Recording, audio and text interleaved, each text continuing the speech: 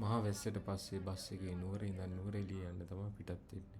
Station එක ගාව පොඩ්ඩක් සෙනග හිටියා. මේ බලන්න යකා පාලම පේන විදිය කවදාවත් මෙතන ඉඳන් යකා පාලම දැකලා නැහැ. ගම්පල ටවුන් එකටත් හොඳටම වතුර ගාලා මේ චෛත්‍යයත් එක්ක පෙන්න තියෙනවා. කන්ටේනර් එකක් ඔක්කොම ගහගෙන ගියපෙව්වා තියෙනවා.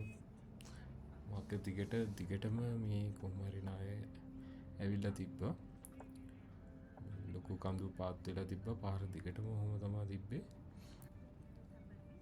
හොඳටම මඩ, ඒ කියන්නේ හොඳ කන මඩ එන තික් මඩ එකක් තියෙන්නේ. මේ එතකොට මේ වාහනවල ටයර් වල එහෙම ගොඩක් කැලෙනවා. උඩ ඉඳන් ගොඩක් ලොකු නායක් ඇවිල්ලා තියෙනවා. වාහන ලිස්සන ගතියකුත් තියෙනවා. මඩ ඇලෙනවා. සර්විස් කරාටත් ගොඩක් අමාරුයි යවන්න. ඇම්බියුලන්ස් එකක් තියලා මෙතන. මේ අර රාබොම් කියලා ගහලා තියෙන ඒ හරියට හොඳටම නාය ගිහිල්ලා පාර දෙපැත්තම මේ පොඩ්ඩක් සුද්ධ කරලා තිබ්බ. නිකන් මැදින් යන්න විතරක් කරලා දිගටම නාය තමයි ඉතින්.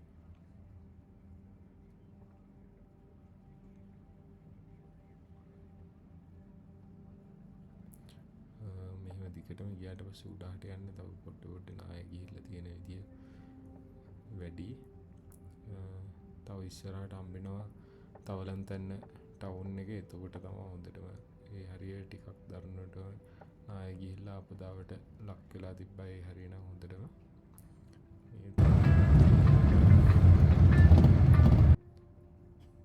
ඒ හරියටම පටන් ගන්න කලින්ම ගොඩක් ගල් වැටිලා තිබ්බා. උඩහින් ඉඳන්ම ගියපු මොකක් හරි නායක් තියෙනවා. ඒකින්ද තඩි ගල් ඇවිල්ලා තිබ්බා පාරට. පාරත් එක්ක හිර වෙලා තිබ්බා. ඒ හොඳටම ලොකු වතුර පාරක් එන්නේ නැති වෙදෙනි. හොඳටම එන්නේ නැති. මේ ෂෙඩ් එකේ මේ වැහිලා අර වැලි වලින් අර වැහිලා මේ හොඳටම මේ පස් ඇවිල්ලා. දැන් තවලන්තැන්න ටවුන් එකත් පව් කරගෙන යනකොට ඉස්සරහට මේ තියෙන්නේ අර ගැරන්ටි ගිනියල්ලේ උඩ ඉඳන් පල්ලෙහාට ඇවිල්ලා තියෙන ටික. ඒ ටිකත් කඩාගෙනම ඇවිල්ලා තියෙන්නේ. මේ ගැරන්ටි ගිනියල්ලේ අර බස් එක පල්ලෙහාට ගියපු හරිය මේ හරිය. එතකොට ඒ ටිකත් අර දැල ගහලා තියෙන හරියත් සමහර තැන් වලින් දැලත් එක්ක මේ කඩාගෙන පල්ලෙහාට ඇවිල්ලා තිබ්බා. බස් එක පල්ලෙහා ගියපු හරිය මොකක් හරි අපලයක් තියෙනවද දන්නේ නැහැ. හොයාගන්නත් බැරි විදියට හොඳටම වෙනස් වෙලා. එතන තිබ්බ විදිය නෙවෙයි. මේ බලන්න පලාතම මේ ගිහිල්ලා තියෙන්නේ.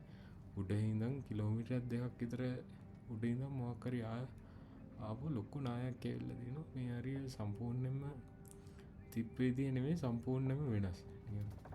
පළවෙනි වතාවට මේ පැත්තෙන් එද්දි නිකන් මේ කවදාවත් ගිහිල්ලා නැති පැත්තකින් එනවා වගේ තමයි. අර උඩ ඉඳන් ඇවිල්ලා තියෙන්නේ මහා පතනායක්.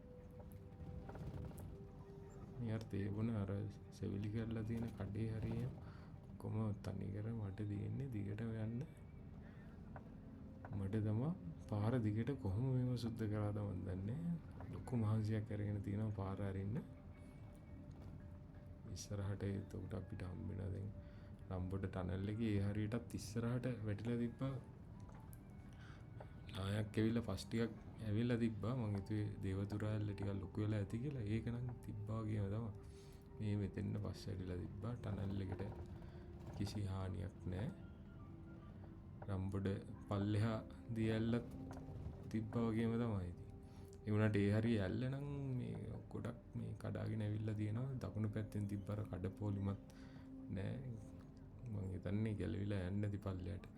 ඔය හරිය දකුණු පැත්තේ දිගටම කඩපෝලිමක් තිබ්බනේ. කඩපෝලිමම නෑ. මොකද දිගට ඉතින් තනින් තන ට්‍රැෆික් වගේ තියෙනවා. නෙට් දාලා තියෙන්නේ ඔහෙම කඩාගෙන ඇවිල්ලා තියෙන්නේ.